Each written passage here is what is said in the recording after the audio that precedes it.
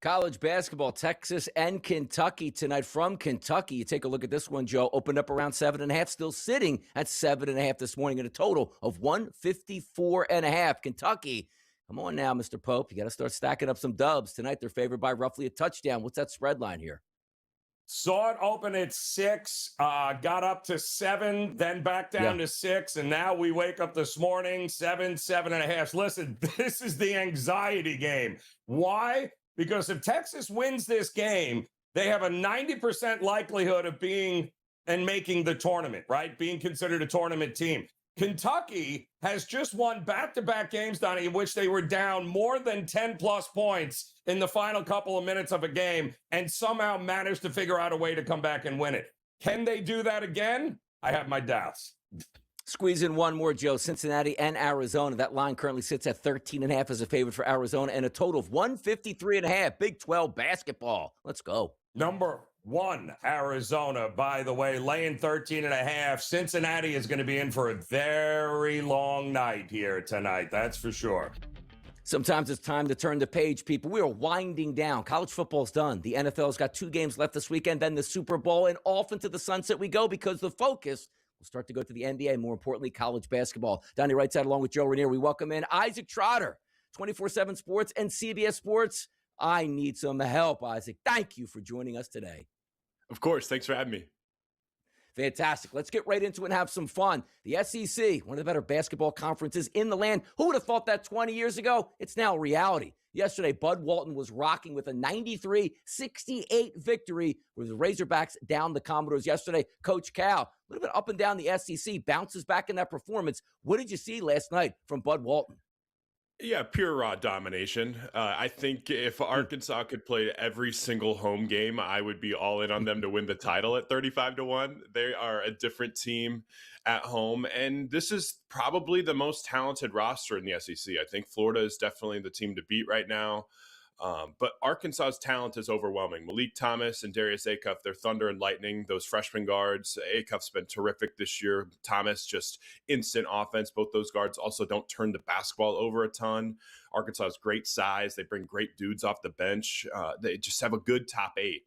And that's a team that, like, when they're dialed in and ready to go, I think they can beat anybody. The problem is that when they go on the road, it feels like sometimes they slack off. But to be like Arkansas is the story. The secondary story is Vandy is not big enough to win the title. There were some people that have, proclaimed that Vanderbilt's a tier 1 national title contender.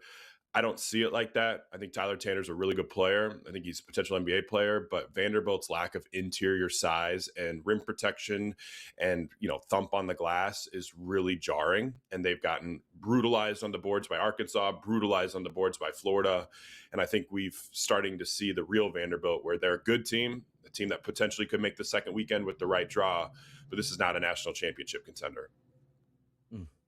So I got to ask guys, because, scheduling this time of year is interesting, especially now that we have teams flying halfway around the world to Orlando to play UCF like we did Arizona a few days ago. And boy, oh boy, that was a little too close for comfort for Arizona. But now they travel home and they're taking on Cincinnati, who, listen, they're going to bring the defense. Do they have enough of it in order to keep this game close here tonight? Or are the Bearcats likely going to get run out of the building?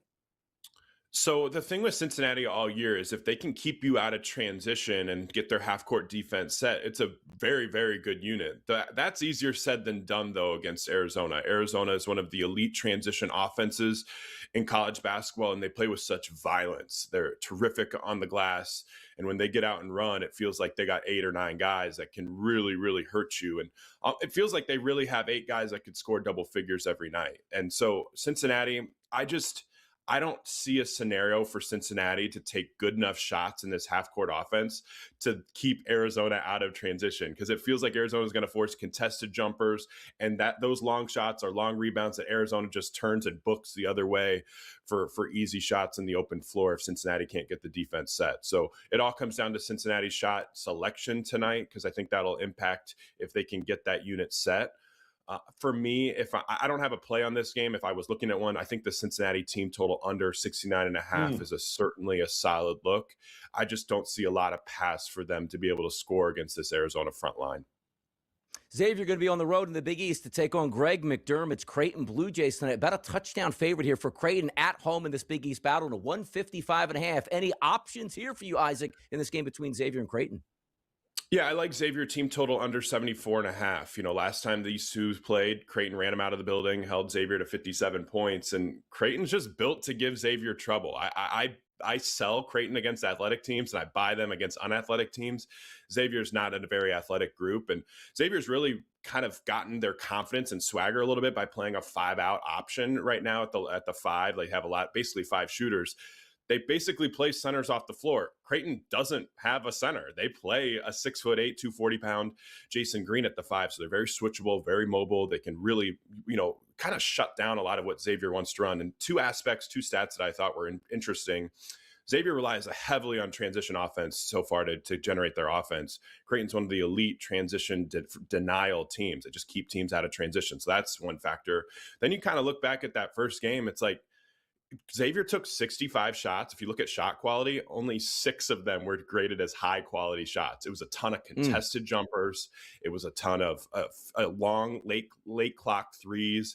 It was a ton of tested runners in the middle of the floor. Like, Creighton just guarded them really well, guarded their action, stayed in front, and forced a lot of tough shots.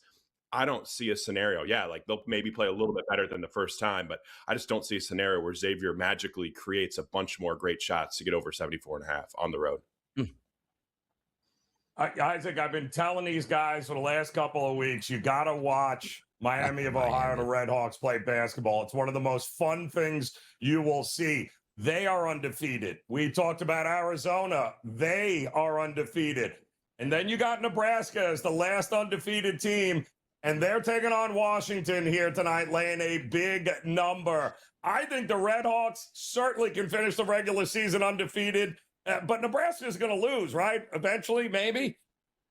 I do think Nebraska is going to lose. I don't think they're going to lose tonight, but I do think 11.5 is a few too much to lay. I'm on Washington plus 11.5. I think Washington has great size, and their best 2 of their best 3 shooters, honestly, are healthy. Jacob Ognisevich and Wesley Yates. Those are huge, huge variables against a Nebraska defense that's been terrific this year and basically forces you to take contested threes. So I do think Washington has the shooting now to be able to hold serve. They also have the size that you need to counteract some of Nebraska's double big lineups. And I like targeting Nebraska or going against Nebraska with big, strong guards. Washington has 2 of those in Wesley Yates and Zoom Diallo. So I think Yates is really the key X factor here. Him getting back, he has 2 games back underneath his belt after a midseason injury. When he's his best version, he's an all Big Ten type of guard, and I think Washington can stay inside the number tonight. Isaac, we're getting closer and closer we get to Selection Sunday. You take a look at some of the national championship favorites. It's Michigan plus 390. Is there a team out there that you're really looking towards to cut down those nets? Yeah, I think Yukon's undervalued right now. 14-1 is crazy. I think that they're very much on pace to be a 1 seed in the NCAA tournament. They have a great draw. I also think 3-1 to make the Final Four is an extremely good bet for an offense that will only get better with time. Isaac Trotter, thank you. Follow him on X, Isaac_Trotter. We'll be right back.